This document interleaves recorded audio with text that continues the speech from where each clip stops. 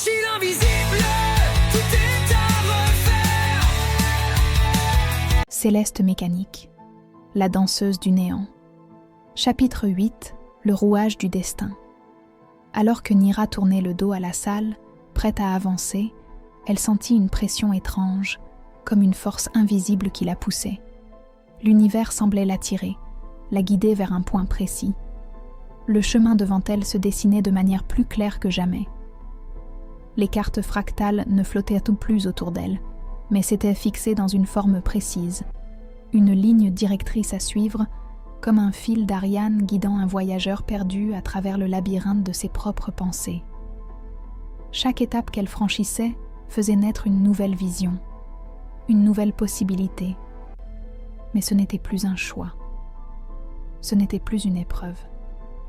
Elle avait déjà accepté ce qui l'attendait, le destin qui se tissait pour elle à partir des fils invisibles de la vérité. Elle s'arrêta un instant, son regard se posant sur le monde qui l'entourait. Un monde fait d'infinies lignes et de possibilités, mais aussi de décisions et de responsabilités. Le mouvement des horloges magiques, celui qu'elle avait observé au début de son voyage, ne semblait plus une simple mécanique. Maintenant, elle comprenait. C'était un mouvement du cœur, du souffle, une danse entre l'univers et l'âme humaine. Elle n'était plus seulement une observatrice de ce monde, mais une partie intégrante de ce système, un rouage parmi d'autres, mais un rouage qui savait désormais ce qu'il devait accomplir.